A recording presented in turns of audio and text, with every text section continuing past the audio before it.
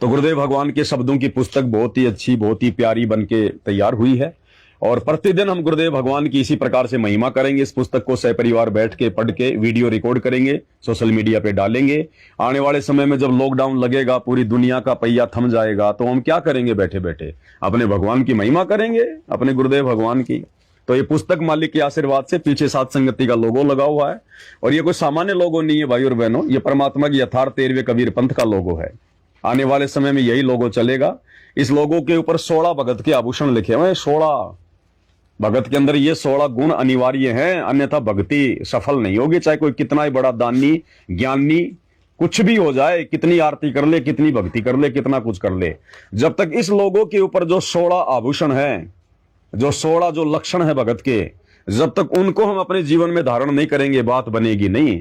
और ये लोगो इसलिए तो भेजे जा रहे हैं, ये लोगो छोटी बड़ी साइज में इसलिए भेजे जा रहे हैं। लोगों का मतलब ये नहीं है कि हमने इसको चिपका लिया मोटरसाइकिल पे दिखाने के लिए, नहीं। गाड़ी पे, बाइक पे इसको चिपकाने का मतलब है भगत भाई बहनों को संदेशा देना। और हमने खुद प्रतिदिन एक बार इन 16 के 16 लक्षणों को देखना है। ये लोगो इसलिए भेजा जा रहा है। आप इसको घर में लगाएंगे, कोई अपने फ्रिज पे लगाएगा, कोई गुरुदेव के दरबार में लगाएगा, कोई अपनी गाड़ी पे लगाएगा, कोई अंदर कोई बाहर। तो हमें ध्यान रहे, ये हमारी आंखों के सामने रहे और हम कोई भी गलती करने से बचें। ये सारे गुण हमारे अंदर होने चाहिए, हम कोई गलती ना करें। इसलिए हम इनको एक बार जरूर देखें, जरूर हम इनको पढ़ें और ऐसा बनने का प्रयास करें। हम इनको आत्मसात करें, अपने ऊपर लागू करें, धारण करें।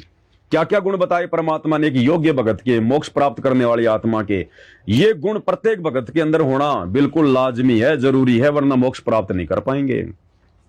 सबसे पहला इस लोगों में क्या दिखाया गया है? भक्ति कर निज जीव उबारे, यानी भगत का सबसे पहला टारगेट ये होना चाहिए, गुरुदेव के ज्ञान को समझने के बाद में भली बाती कि मेरा टारगेट, मेरा लक्ष्य केवल एक ही है, मोक्ष प्राप्ति करना, आत्म कल्याण करवाना। ये मौका मुझे बार बार नहीं मिलेगा। हमेशा भगत भाई बहनों को चिंता बनी रहनी चाहिए, मीठी मीठी। अगर मेरा मोक्ष नहीं हुआ तो क्या होगा? मैं तो काल के जाल में रह जाऊंगा। तो सबसे पहला लक्षण क्या बताया गुरुदेव ने? भगत के अंदर ये चिंता होनी चाहिए हमेशा। चिंता तो हरि नाम की और न चिंता कोई, भक्ति कर निज जीव उबारे, यानी अपनी आत्मा का कल्याण करवाना हमारा प्रथम टारगेट होना चाहिए। हमने भरमना नहीं, भटकना नहीं, भूलना नहीं है। ये याददाश्त मेरे हमेशा हमें रहनी चाहिए कि मुझे ये मनुष्य जन्म केवल इसीलिए मिला है, मेरा जन्म केवल इसीलिए हुआ है, मुझे गुरु ने केवल इसीलिए अपनी शरण में लिया है, मेरे जीवन का एकमात्र टारगेट केवल यही है। सबसे पहला भक्ति करके आत्मा का कल्याण करवाना। दूसरे नंबर पर है ज्ञान। अब आत्म कल्याण कैसे होगा? जब गुरु जी के ज्ञान को आधार बना के भक्ति करेंगे। अब देखा देखी में तो पूरी संगत लगी हुई है, सतलोक आश्रमों से जुड़ी हुई है, किसी की मर्यादा नहीं है। चाहे उनसे राम की भक्ति करवा लो, चाहे श्री रामपाल जी की करवा लो, चाहे उनसे गंदी राजनीति करवा लो, चाहे जाटों की धर्मशाला बनवा लो, चाहे गुंडों की सीबीआई जांच करवा लो, चाहे जाटों का आरक्षण में उनको बैठा दो, कुछ भी करवा लो आप उनसे। नरेंद्र मोदी की रैलियों में उनको धक्के खिला दो, वो सब कुछ कर लेंगे। चाहे उनसे स्टेडियम बनवा लो, हॉस्पिटल बनवा लो, कुछ भी करवा लो, उनको कोई ज्ञान आधार नहीं है। तो गुरुदेव ने बताया कि भगत को ज्ञान आधार होना चाहिए, बिना ज्ञान आधार के भक्ति आगे नहीं बढ़ेगी। नंबर 3 है विवेक। भगत को विवेकशील होना चाहिए, हर बात पे सोचना समझना चाहिए, विचार करना चाहिए, तब ये भक्ति हमारी आगे बढ़ेगी। देखा देखी में नहीं चलना, भेड़ चाल में नहीं चलना। 4 नंबर पर है सत्य, यानी भगत को हमेशा सत्य भाषण करना चाहिए। सांच बराबर तप नहीं, झूठ बराबर पाप, और जाके हृदय सांच है ताके हृदय आप। तो भगत को सत्य भाषण करना चाहिए। शांति निज धर्मा, यानी भगत के अंदर शांति होनी चाहिए। शांति कब होगी? जब हमें ज्ञान समझ में आएगा, जब हम ज्ञान को आधार बनाएंगे, जब हम किसी भी बात को लेकर थोड़ा बहुत विचार करेंगे, हम लोग विवेकशील होंगे, तो ऑटोमेटिक हमारे अंदर शांति आएगी। हम माया की दौड़ में नहीं भागेंगे, लोक लाज में नहीं फंसेंगे, देखा देखी में नहीं दुनिया की तरह आग में जलेंगे, तो ऑटोमेटिक शांति आएगी गुरुदेव के आशीर्वाद से, ज्ञान से। तो भगत के अंदर शांति भी होनी चाहिए। संतोष, यानी भगत में संतोष होना चाहिए। भगत को धैर्यवान होना चाहिए, जल्दबाजी नहीं करनी चाहिए, संतोष होना चाहिए भगत में। प्रेम भाव, बिना प्रेम पावे नहीं चाहे कोटि समाधि लाओ। अपने गुरु जी के प्रति भगत के अंदर प्रेम होना चाहिए। ये प्रेम भाव अपने बच्चों के प्रति नहीं, माया के प्रति नहीं, संपत्ति के प्रति नहीं, काम धंधे के प्रति नहीं। वो प्रेम अलग है, वो तो एक जिम्मेदारी दी है परमात्मा ने हमें एक परिवार में जन्म देकर, बच्चों का पालन पोषण करना, माता पिता के प्रति अपने कर्तव्यों का पालन करना, वो एक प्रेम भाव अलग है। लेकिन विशेष प्रेम अपने गुरुजी में, बिना प्रेम पावे नहीं कौन, परमात्मा सतगुरु, चाहे कोटि समाधि ला। तो प्रेम भाव अपने गुरुदेव भगवान में हमने ज्यादा से ज्यादा बढ़ाना है। और वो कब बढ़ेगा? जब ज्यादा से ज्यादा गुरु जी की भक्ति करेंगे, सत्संग सुनेंगे, उनकी महिमा करेंगे, मर्यादा में रहेंगे, तो गुरु अपनी मेहर बख्शेगा, आशीर्वाद बख्शेगा, ऑटोमेटिक गुरु जी के प्रति प्रेम बढ़ेगा, हमारे पाप कर्म कटेंगे, तो आंखों से आंसू निकलेंगे। तो परमेश्वर के प्रति प्रेम भाव भी भगत के अंदर प्रकट होना चाहिए। आगे है धीरज, यानी भगत को धैर्यशील होना चाहिए, जल्दबाजी नहीं करनी चाहिए। कोई भी बात हो जल्दबाजी में मुंह से ना निकाले, सोचे समझे विचार करे इन शब्दों का क्या रिएक्शन होगा। क्योंकि शब्द मुंह से निकलने के बाद परमात्मा कहते हैं नष्ट नहीं होते, शब्द अखंड होता है, ब्रह्मांड में गूंजता रहता है, और इन्हीं शब्दों का प्रभाव फिर वापस हमारे जीवन में पड़ता है। तो जैसे शब्द हम निकालेंगे वैसा ही हमारे जीवन में उनका प्रभाव होगा। तो भगत ने धीरज धारण करना चाहिए। मित्र सम सबको चित धारे, यानी भगत के लिए सब मित्र जैसे होने चाहिए। भगत का ना कोई शत्रु होता है ना कोई मित्र होता है। कबीर खड़ा बाजार में मांगे सबकी खैर, ना कहूं से दोस्ती ना कहूं से बैर। और परमात्मा हमें नित्य नियम में बताते हैं, एक शत्रु एक मित्र है, भूल पड़ी रे प्राण, यम की नगरी जाएगा शब्द हमारा मान। भगत ने इस काल के लोक में जब तक हम रह रहे हैं, हमारा यहां ना किसी से विशेष कोई प्यार प्रेम होना चाहिए, ना हमारा कोई विशेष कोई मित्र होना चाहिए। भगत के जीवन में तो ये शब्द होना ही नहीं चाहिए कि मेरा वो मित्र है, मेरा वो बेस्ट फ्रेंड है। नहीं, उसी समय हम फेल हो जाएंगे, काल उसी के रूप में आके ठगेगा फिर। और ना हमारा कोई शत्रु होना चाहिए, क्योंकि भगत तो किसी से बैर भाव करेगा नहीं, शत्रुता वो रखेगा नहीं, ज्ञान हो जाएगा उसको। और यदि भगत के साथ में जबरदस्ती कोई वैर भाव करता है, शत्रुता करता है, तो उससे हमारा कुछ नहीं बिगड़ेगा, क्योंकि हम तो परमात्मा के नियम कायदे कानूनों में चल के भक्ति कर रहे हैं। तो भगत ने सबके प्रति समभाव होना चाहिए, पक्षपात नहीं करना चाहिए। परमात्मा कहते हैं पक्षा पक्षी के कारण सब जग रहा भुलान, और निष्पक्ष होकर हरि भजय वो है संत सुजान। कि पक्ष और विपक्ष में तो पूरा संसार उलझा हुआ है। अरे भगत वो है, ज्ञानी भगत, सुजान भगत वो है जो निष्पक्ष होकर अपने आत्म कल्याण को ध्यान में रखकर और जो भक्ति करे, सबको परमात्मा की आत्मा समझकर, सबको अपने भाई बंधु समझकर। तो मित्र सम सबको चित धारे। अगला है त्याग। त्याग की भावना होनी चाहिए। त्याग जैसे दान धर्म करना, या कोई हमारे साथ में धोखा कर दे, कोई दगा कर दे, तो कोई दिक्कत नहीं, हमने विशेष कोई दुख नहीं मानना है, उसके प्रति मन में कोई राग द्वेष कोई पैदा नहीं करना है। त्याग की भावना होनी चाहिए। हम इस ज्ञान को आधार बनाकर इस कदर त्यागी और बैरागी बन जाएं, जब हमारा सतलोक चलने का समय आए तो हमारा यहां किसी भी चीज में मोह ममता ना बने, हम उनको त्याग दें कि भाई ये तो काल ने तपस्या करके परमात्मा से भीख में प्राप्त कर रखी है, किस ब्रह्मांड में जो भी यहाँ के नकली सुख है, मेरा तो कुछ है ही नहीं, मैं तो एक रात के लिए आया हूं, यहाँ पर छोटा सा जीवन जीने के लिए परमात्मा ने भेजा है, भक्ति के लिए। जैसे रात्रि में होटल में जाके आदमी रुकता है, सुबह वह होटल खाली करता है, तो किसी चीज में उसकी रुचि बनती है क्या कि ये पंखा भी ले चलूं, जग भी ले चलूं, ये कूलर भी ले चलूं, ये बेड भी ले चलूं। उसको पता है कि होटल तेरा नहीं है, सामान तेरा नहीं है, तूने ये किराए पे लिया है। इसी प्रकार 21 ब्रह्मांड में हम यहाँ पर जो है किराए पे रह रहे हैं। 21 ब्रह्मांड हमारा नहीं है, इस होटल का मालिक काल है, हम तो केवल किराएदार हैं। तो इस प्रकार त्याग की भावना होनी चाहिए हमारे अंदर, किसी भी चीज में अपनापन हमें ना लगे सिवाय परमात्मा और उसकी भक्ति के। बैराग, अपने गुरु जी के प्रति वैराग्य होना चाहिए हमारे अंदर। एक सेकंड में सब कुछ छोड़ने की भावना ऐसी होनी चाहिए हमारे अंदर कि परमात्मा अगर विमान लेके आ जाएं तो बस तुरंत सब कुछ छोड़ छाड़ के अपने परमात्मा के प्रति आसक्त हो कि मैं चलने को तैयार रहना चाहूं। इस कदर हमने अपने अंदर वैराग्य धारण करना है कि मेरा कुछ नहीं है, मेरा जो है केवल मेरा गुरु है, ये भक्ति मेरी है जो मेरे साथ जाएगी, जो मेरा गुरु शब्द रूप में मेरे साथ जाएगा। गुरु रामपाल मेरा हरदम साथी रहे शब्द रूप में साथ है। और कोई चीज मेरी नहीं है, कोई धन मेरा नहीं है, मेरा केवल एक ही धन है, भक्ति धन। कबीरा सब जग निर्धना, धनवंता ना कोई, धनवंता सोई जानिए जिसके पास राम नाम धन होए। असली राम नाम धन, सतगुरु रामपाल जी ने हमें जो राम नाम दे दिया, सतनाम दे दिया, ये है असली धन हमारा।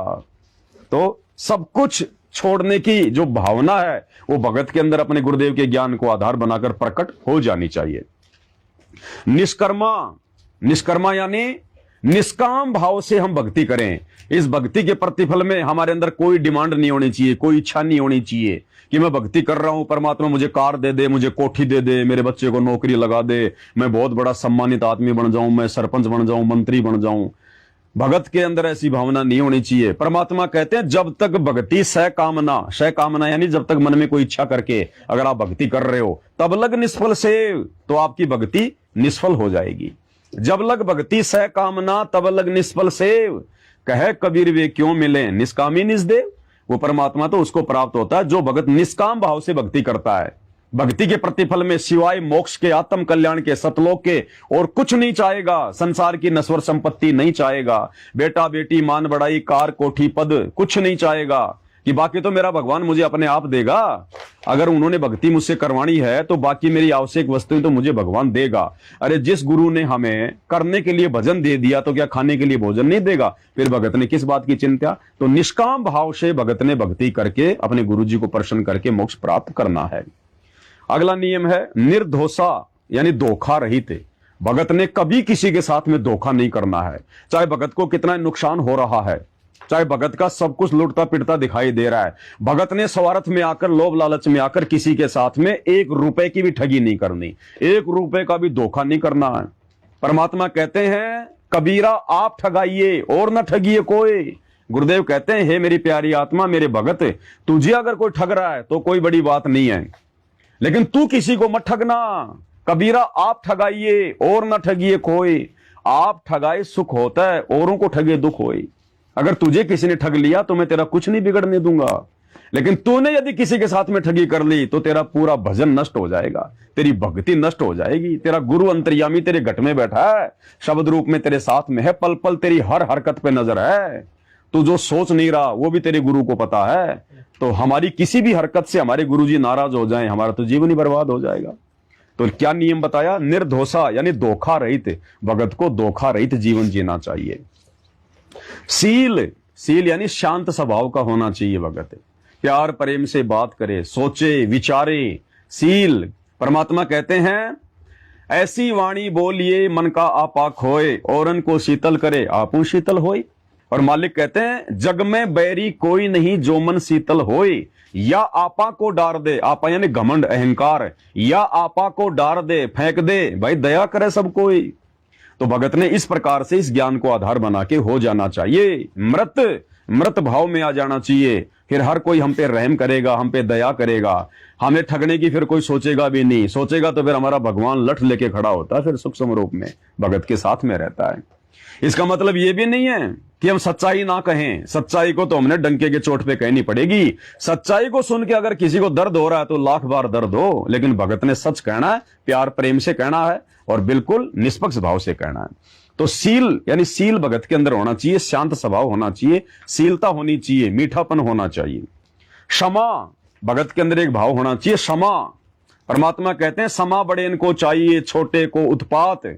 और भृगु ऋषि ने लात मारी, कहां घट गया विष्णु का मान सम्मान, जो एक वाणी आती है इस प्रकार की। तो परमेश्वर कहते हैं भगत के अंदर क्षमा भाव भी होना चाहिए। अगर हमारे साथ में कोई धोखा कर दे, कोई चीटिंग कर दे, कोई गलत काम कर दे, जबरदस्ती हमारे को कोई मारे पीटे गाली गलौज करे, कुछ भी करे, क्योंकि जो भी कुछ होगा गुरु की शरण में आने के बाद हमारी परीक्षा के लिए होगा। परमात्मा हमारे भाव चेक करेगा, हमारे आचार विचार को चेक करेगा। कई बार जानबूझ के भी गुरुदेव भगवान ऐसी परिस्थितियां भगत के सामने पैदा कर देते हैं। उन परिस्थितियों में गुरु अपने भगत की जो है वो परीक्षा लेता है, अपने भगत को चेक करता है गुरु कि मेरे भगत के अंदर शील, संतोष, विवेक, दया, अक्षमा ये भाव प्रकट हुए कि नहीं हुए। तो ऐसी परिस्थिति में हमने गुरुदेव के ज्ञान को आधार बनाकर हमने क्षमा करना चाहिए। हम किसको सजा देंगे? हम किसके प्रति हम बुरा सोचेंगे? यदि हमने किसी के प्रति कोई द्वेष की भावना रखी, यदि हमने कोई बदले की जो है वो भावना रखी, यदि हमने किसी को सजा दिलाने की भावना रखी, तो फिर हम दोषी हो जाएंगे। हमारी आत्मा गंदी होगी, मैली होगी, हमारे अंदर भी फिर वो ही विकार पैदा होंगे, राग द्वेष की भावना पैदा होगी। इसलिए हमारे साथ में चाहे कोई कितना ही जबरदस्ती काल प्रेरणा से बुरा करने का प्रयास करे, हालांकि हमारा बिगाड़ कुछ नहीं पाएगा, हम सदगुरु शरण में हैं, लेकिन वो हमारी परीक्षा होगी। तो हमारे अंदर क्षमा भाव होना चाहिए। चाहे हमें कोई धन से ठगे, चाहे हमें कोई किसी भी चीज से किसी प्रकार से धोखा करे, चीटिंग करे, हमारे अंदर क्षमा भाव होना चाहिए कि मेरा गुरु भगवान, मेरा सबसे बड़ा धन मेरा गुरु है, मेरी भक्ति, उसको तो कोई चुरा नहीं सकता, उसको कोई ठग नहीं सकता। और अगर किसी चीज की मेरे जीवन में कमी होगी तो मैं समर्थ की भक्ति कर रहा हूं, समय आने पर परमात्मा मुझे अपने आप देगा। तो हमारे साथ अगर कोई ठगी भी कर लेता है, जैसे भाई बंटवारा होता है मकानों का, कोई जमीन का, कोई संपत्ति का, अगर उसमें कोई अगर हमारे पास साथ में कोई चीटिंग कर लेता है, ठगी कर लेता है, तो हमने दुखी नहीं होना चाहिए। कोई बात नहीं भाई, कोई बात नहीं, तू मेरे को 2 लाख रुपए अगर थोड़े दे रहा तो कोई बात नहीं, तू ले, तू खुश रहे, और चाहिए तो और बता। भगत के अंदर ये भाव होना चाहिए। तो मालिक कहते हैं भगत के अंदर क्षमा भाव भी होना चाहिए। और लास्ट में है दया। दया धर्म का मूल है, पाप मूल अभिमान, और तुलसी दया न छोड़ियो जब तक घट में प्राण। तो दया तो सबसे बड़ी चीज है, और भगत होगा उसके अंदर दया तो प्रथम गुण है। दया हमने जानवरों के प्रति भी रखनी है, इंसानों के प्रति तो रखनी है। हमने ये सोचकर कि सबके घट में परमात्मा बैठा है, चाहे कुत्ता हो, चाहे गधा हो, चाहे सुअर हो, चाहे गाय हो, चाहे बैल हो, चाहे भैंस हो, परमेश्वर ने उन जानवरों को जिस कार्य के लिए निमित्त बना रखा है, उनसे हमने प्यार प्रेम से ही वो कार्य लेना है। भैंस अगर किसी टाइम दूध नहीं दे रही तो उसके लठ नहीं मारने। बैल या ऊंट यदि सही से खेत में हल नहीं चल रहा, गाड़ी में नहीं चल रहा, तो मारना नहीं, पीटना नहीं है। उन सब के अंदर सतगुरु रामपाल जी भगवान बैठे हैं, कबीर भगवान बैठे हैं। अरे भगवान की प्राण शक्ति है तभी तो वो चल रहा है, नहीं तो मर ना जाए। तो गुरुदेव भगवान कहते हैं ना, घटी ही में गंगा, घटी ही में जमुना, घटी ही में जगदीश सतगुरु तारेंगे। तो परमेश्वर सतगुरु रामपाल जी का वास हर एक जीव आत्मा में है, सूक्ष्म से सूक्ष्म जीव में, मक्खी मच्छर में, बड़े से बड़े जीव में, इंसान में। तो हमने सबके अंदर परमात्मा को देखकर, और परमेश्वर ने जिन कार्यों के लिए, जिन सेवाओं को देने के लिए उनको निमित्त बनाया है, जैसे बैल को खेत में काम करने के लिए, ऊंट को खेत में काम करने के लिए, भैंस गाय को दूध देने के लिए, तो हमने उनसे वो कार्य प्यार प्रेम से लेना है, क्योंकि वो जानवर है, इंसान नहीं है। जो बुद्धि परमेश्वर ने हमें दी है उनके अंदर नहीं है। तो हमने उनको बालक मानकर, जैसे हमारे घर में छोटा बच्चा होता है, वो गलतियां कर देता, हम उसको मारते हैं क्या, पीटते हैं क्या? नहीं। हम नाराज भी नहीं होते कि ये नादान है, बालक है। इसी प्रकार वो जानवर भी बालक हैं, नादान हैं, उनके अंदर बालक जैसी बुद्धि है। तो हमने सबके प्रति दया भाव, प्रेम भाव हर एक जीव के प्रति अपनाना चाहिए, क्योंकि हमारा तो गुरु कुछ बिगड़ने नहीं देगा। तो फिर हमने किसी के साथ में राग द्वेष ईर्ष्या छल कपट करने की क्या आवश्यकता है? तो ये है वो 16 आभूषण भगत के भाई और बहनों। इसलिए परमात्मा ने ये सात संगति के लोगो बनवाए हैं, भक्तों तक परमात्मा पहुंचा रहे हैं। इनको हर जगह चिपकाने का, लगाने का मकसद यही है कि ये हमारी नजरों के सामने रहे, हम कोई भी गलतियां करने से बचें। ये गुण क्या क्या है भक्तों के, हमारे को बार बार ध्यान में आने चाहिए। ऐसा नहीं कि जैसे गुरुजी ने इन सतलोक आश्रमों में हमें नाम दीक्षा दी, नाम दीक्षा के बाद उन दुकानों पर जाकर हम लॉकेट ले लिया करते थे, गले में टांग लिया, किसी ने तो रस्सी टाइट करके वो रक्षा सूत्र यहां बांध लेते थे, सांस भी ढंग से नहीं आता था। अरे क्यों बांध रहा है यहां भाई, क्या आवश्यकता उसकी? बांधना भी तो ढीला ढाला बांधना, ताकि कभी परमात्मा के दर्शन तो हो जाएं। लॉकेट गले में डालने का मतलब होता है दिखावा नहीं होता। वो लॉकेट डालने का मतलब होता कि मेरा गुरु पल पल मुझे देख रहा है, मेरा गुरु मेरे साथ में, मैं ऐसा कोई गलत काम ना कर दूं, कोई मर्यादा ना तोड़ दूं जिससे मेरा गुरु नाराज हो जाए। तो लॉकेट गले में पहनने का मतलब होता है भगत के अंदर एक डर होना चाहिए कि मेरा गुरु मेरे साथ में ही है, मेरे हृदय के समीप है, मेरा गुरु इस लॉकेट में सूक्ष्म रूप में बैठकर मुझे पल पल देख रहा है। लेकिन वो लॉकेट भक्तों ने बना लिया दिखावे का प्रतीक है, तो ऐसा नहीं होना चाहिए। तो ये सात संगति का लोगो, परमात्मा के यथार्थ 13वें कबीर पंथ का जो ये चिन्ह है, ये दिखावा नहीं होना चाहिए। इसको हम जब भी देखें, इनमें से कोई न कोई गुण हमारे अंदर आने चाहिए। हमारे अंदर बार बार ये ध्यान होना चाहिए कि इनमें से कोई ऐसा कोई नियम तो नहीं है जो मैं तोड़ रहा हूं। और मुझे हर एक दिन, हर एक मुझे विचार करना है कि इन लक्षणों में से, इन आभूषणों में से, इन गुणों में से मेरे अंदर अभी कौन सा गुण प्रकट नहीं हुआ है। तो कोशिश करो उस गुण को अपने अंदर धारण करने का, गुरुदेव से बारंबार विनती करके, प्रार्थना करके, ज्यादा ज्यादा सत्संग सुन के, भक्ति करके। इसलिए ये लोगो परमात्मा ने बनवाया है। अब एक छोटी सी मिस्टेक हो गई, ये लोगो सभी भगत भाई बहनों के घरों पे नहीं पहुंच पाएगा, क्योंकि लोगो बनने में थोड़ा लेट हो गया था, इसलिए लोगो आज की पैकिंग में जा रहा है। तो आज से पहले जितनी भी पैकिंग हो चुकी है उनके पास ये लोगो नहीं जा पाएगा। लेकिन ऐसी बात नहीं है, परमात्मा दया करेंगे, आपको भी लोगो भेजा जाएगा, किसी न किसी प्रकार से हम कोशिश करेंगे। तो ये परमात्मा के आशीर्वाद से हमें ये सामग्री, लोगो जो है ये प्राप्त हुआ है। उसके बाद ये पुस्तक आपको बता दी गई है सदगुरुदेव की महिमा वाली।